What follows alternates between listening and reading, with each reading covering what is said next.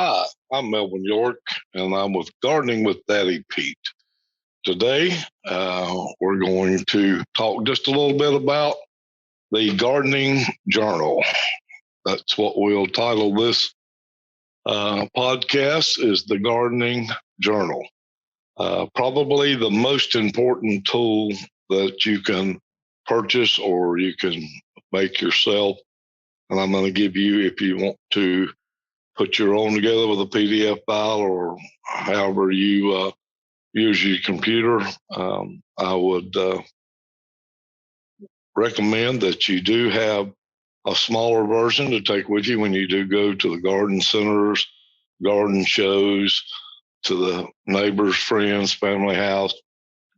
When you're surfing the internet, where you can actually put down things that you may want to purchase or may want to try some new techniques, some new varieties and all. First of all, a good garden journal, you'll need a cover page with titles, and you'll want one thing to do, and will help you more than anything if you take time to do a year at a glance summary. That way you can kind of see where you started, how the journey went by producing flowers, producing fruits, vegetables, herbs, whatever you planted. Now, garden records, do that. That is the main thing. Now, here's some of the things that I want you to take into consideration when you're planting. We've talked about our USDA hardiness zones. So the first thing you do on that book is you put down on the first inside page your USDA hardiness zone for plants. That way, if you've got it with you when you go shopping for seeds, transplants, shrubs, plants, whatever that you're going after, when you look on the tag, you'll know that if it fits your hardiness zone. And by buying plants and shrubs and trees that fits in that zone, your rate of success will be very, very high. Buying plants outside those zones, not so much. So that's one thing that you'll always keep in that garden journal that you take with you. That way you've got your notes, and you'll see why in just a little bit that you want to take this with you when you do go out and when you're buying or looking or searching things for your garden. So that's the first thing we want to do. Now, the second thing we want to do is have a place on there for the weather. Okay. What was the weather when you planted? What was the temperature? Was the ground wet? Was it dry? Have a little place where you can kind of put that, or average moisture, one of the three. Temperatures at day, temperatures at night. There's a lot of sites in your area, I'm sure, that you can go back through the local weather news stations that give the weather. You can keep up with that during the day or print back and put that in your book and see what the daily highs and low were, and if it was rain, storms, wind, snow, just on and on with that.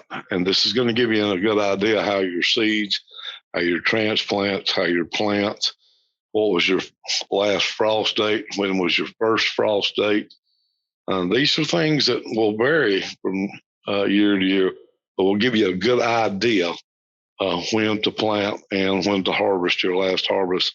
Go ahead and take those in and get ready for the frost, or the last frost is over, then get ready to plant those annuals and shrubs. Not so much shrubs, but for your annual vegetables, annual flowers, and for some of your herbs. So these are two things that's also just as important as your hardiness zone. You want to know when your last frost date and the earliest frost date of the fall is. These are things that you want to keep in mind. So when you're planting or when you're harvesting. Now, with your gardening records, you also want to keep your plant information. What did you plant this year? Okay. Have a place where I wished I would have planted this and make a note of it. So next year, As we're getting older, our memories get shorter. So you want to make sure that you do write it down, write it down, write it down, write it down. Trust me, at almost 68 years old, I write it down, write it down, write it down.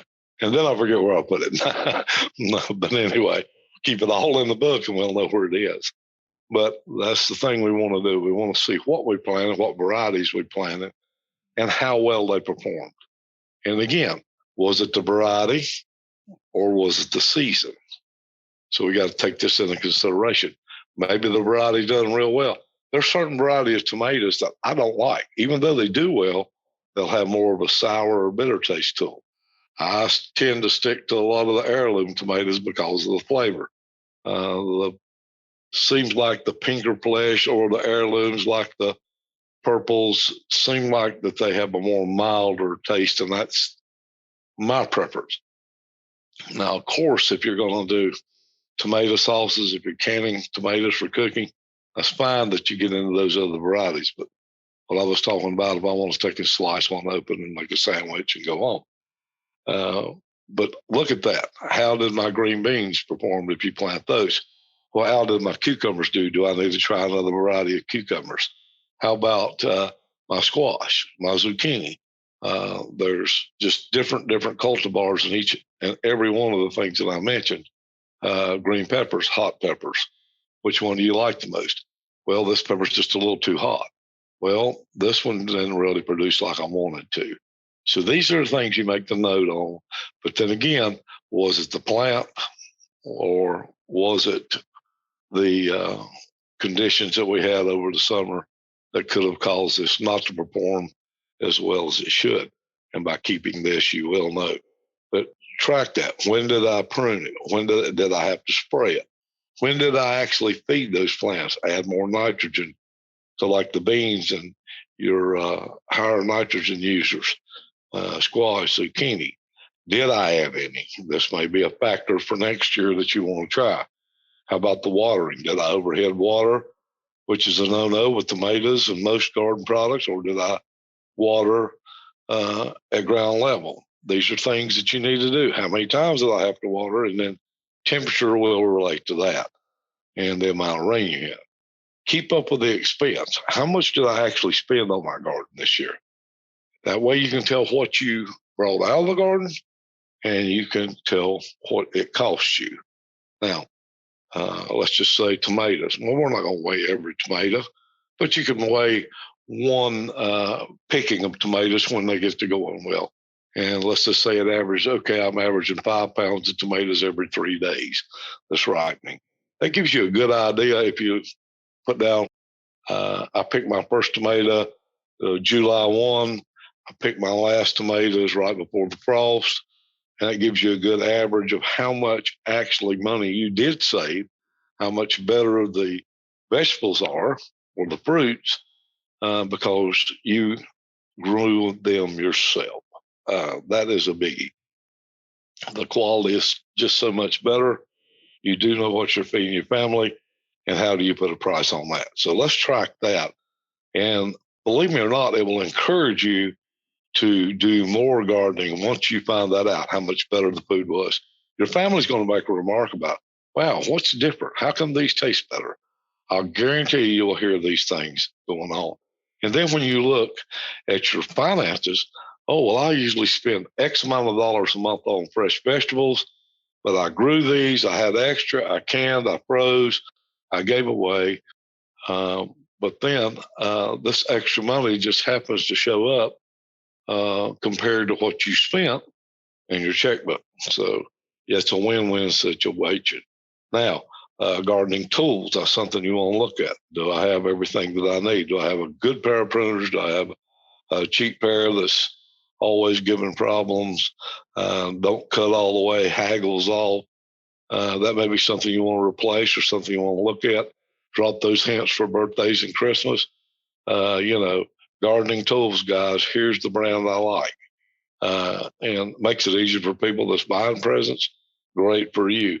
What kind of soils did I use? Did I use any mulch? Did I use a soil conditioner? What kind of pest problems did I have? What time of the year was it? Again, Was it a long, dry, hot spell? Was it a wet spell? And did I have any plant disease? These are things that you can go through during the winter, research out what the causes may have been. It may have been a plant that is not disease resistant, and that for you want to look next year when you're buying tomato plants or you're buying pepper plants or your seed, and you look for the disease resistant varieties. These are things you do. Garden notes, make your notes of anything, and then a worksheets. Okay, here's what you want to do. You want to plan. You got to have task planning. All right, I'm going to prune my shrubs at X amount of time, just like we talked about before. Camellias, you prune right after they bloom. Same thing with azaleas, not in the fall. So you plan these times, and then you put down the task is planned and when it's completed. Those dates will help you. Also, if you're doing fall pruning, plan to prune the apple tree or the blueberry bush or whatever shrubs that you have there. And when those tasks are completed, put down the date they were completed. Watch next year, see how much better the plants do, how much more foliage they carry on once you've pruned them. Believe it or not, you will see a completely different plant when I go to from year to year. Snap a picture. Everybody's got a camera on their phone. Everybody's got a phone. Snap it, put it in, and look at the difference when they flush back out. You'll see that.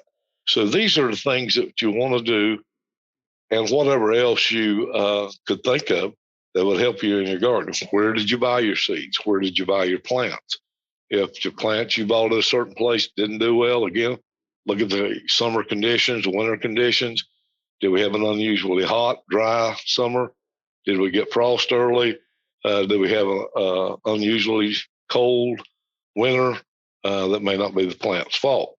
But, some growers do a better job growing transplants than others and the healthy varieties. Again, these are the things you want to check out. You want to keep a note of, because planting that garden or planting those shrubs and trees, you're investing a lot of money and a lot of time.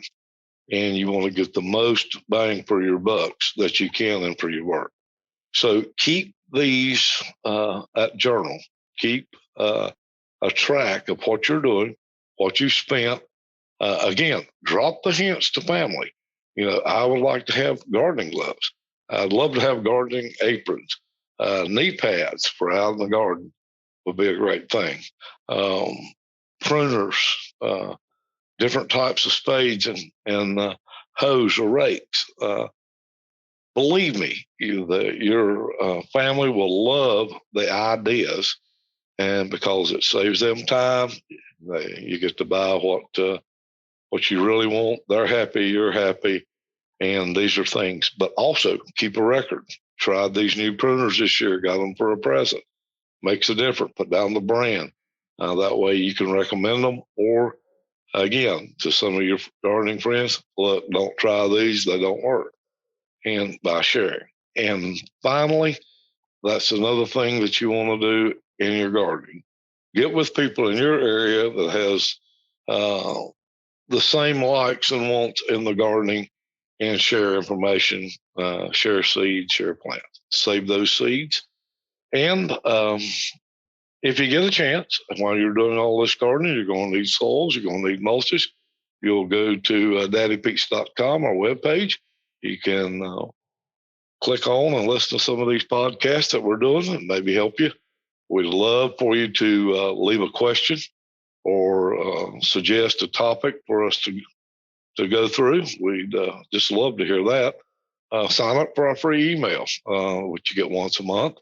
And that's the only thing you'll get to email. You don't get a lot of advertising or spam or all that. We don't sell email addresses. We want to make sure that we can go straight to you. You open up the email and you get the information you need. If you have a few moments while you're on our page, or mark it, go back to it and look at our different products and how they can help you in your garden, and we'd sure appreciate it.